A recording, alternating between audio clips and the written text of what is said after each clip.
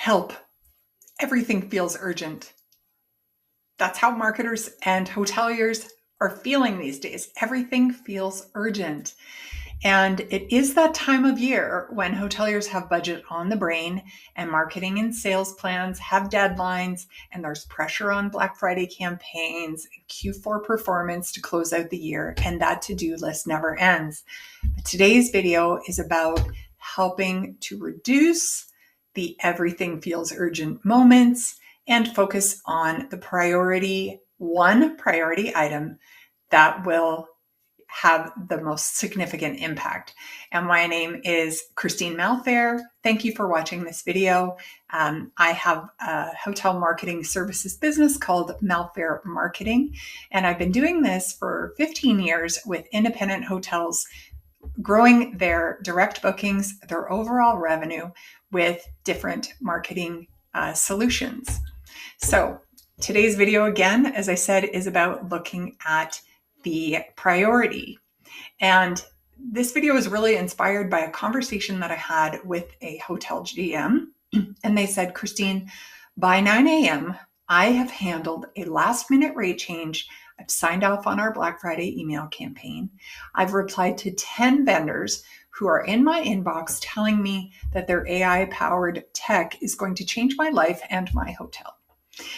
Does that sound familiar? I'm thinking there's certainly elements of it that does. And really, I'm here to say, nobody is lacking ideas or effort. In fact, you have too many good things going on that are competing for your attention. And I know from experience, I've been there before. It's draining your best work, your best performance. Because when everything matters, nothing moves. And you may think it's a marketing issue when you see missed goals, but it's really a priority issue dressed up as productivity.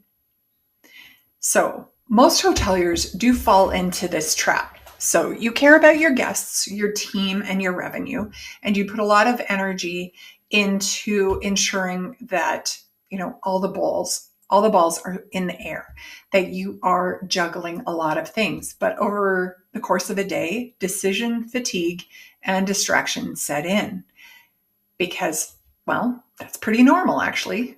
Did you know that you can lose up to 40% of your productive capacity before your first coffee? Now, that stat hit me because you've made a series of decisions before 9 a.m. You've made a series of decisions before your first coffee in the morning. So it is even more important to have that priority item in front of you. In every revenue roadmap that I've built, I've seen the same pattern. I see really talented teams working incredibly hard, but just not always on the right things.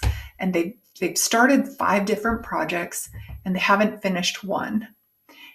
Or if they have finished one, then they're off on the next and not, circling back to see how that work is impacting the business.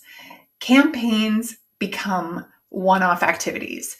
Web fixes keep sliding off to next month. New tech adds more setup than progress and robs a lot of time. And by 4 p.m., you're really unsure what has actually moved the needle. And like I said, I've been there too. You don't need another tool or a tactic in your life. You need a filter, a way to decide what matters most. Because if you think of it like sunlight, when it's scattered, it warms a little bit. But when it's focused through a lens, it can burn through anything in its path. So your hotel's growth works the same way. You want to have it focused through a lens to burn through anything in its path. So instead of looking at everything on your project board, which is really a list that never ends, instead of trying to find that right tool that will make it all easier, a distraction that compounds the overwhelm, ask yourself these 3 questions. What am I most concerned about on a daily basis? And then Well, actually, sorry, 2 questions. What am I concerned most about on a daily basis? So that's something that just keeps spinning around in your mind. It's the carousel of cares, as I like to call it, the things that, or the carousel of concerns, the things that you're concerned about. And then question number 2 is, if we did one thing in the next 30 days, what would make the biggest impact? And I've found that often it's that concern that's reverberating in your mind that you need to just put into action, put it into a sprint, as we like to call it. The next 30 days, I am only focusing on this area. Sure, there's other things that need to happen, but my priority focused is in accomplishing this. So here are 5 things that hotel teams often think about this time of year, along with a round of past Bookings Boost articles that you can go reference. I'm going to link them in the show notes below, and they're going to help you refocus fast. So one of those is, the first one is one that I often hear, and that's our conversion rate sucks. Guests browse and bounce. And it's really not your price that's causing any issues, it's friction.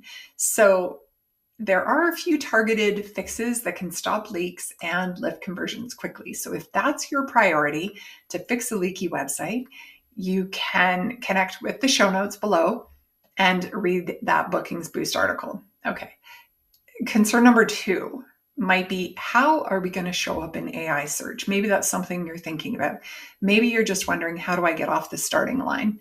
And really, AI isn't something that you want to add to your plate, but you're going to find that there are activities that you're currently already doing, but if they were just adjusted slightly, that you would be ready for AI search in that way. And so I have developed a 5-part workflow for content creation and production that will help you get seen by AI. It's a starting point, but at least, yes, that's how you get started.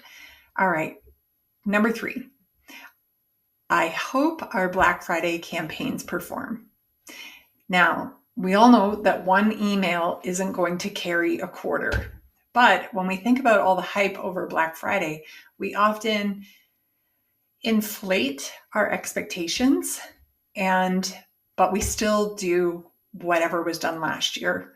So I'm here to say strong strategy, or strong results come from the strategy, not from luck. So here's a pre-send checklist that converts. Again, it's in the show notes below. Get 6 tips for emails that convert.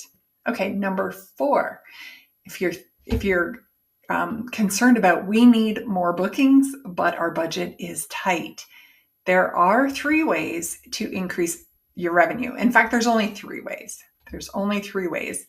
And one of those ways is typically over invested, and the other is often overlooked. So if you're interested in planning your 2026 for smart, profitable growth, and you want to learn the 3 ways to grow revenue, check out the link below. That will take you to the Bookings Boost article called Learn the 3 Ways to Grow Your Revenue. All right. And number 5, how can we get more profit to the bottom line?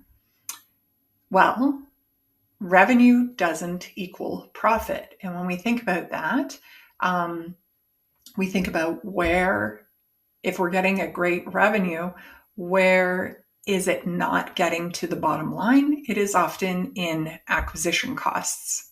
So this blueprint that I created called Reclaim Your Revenue is a blueprint on how to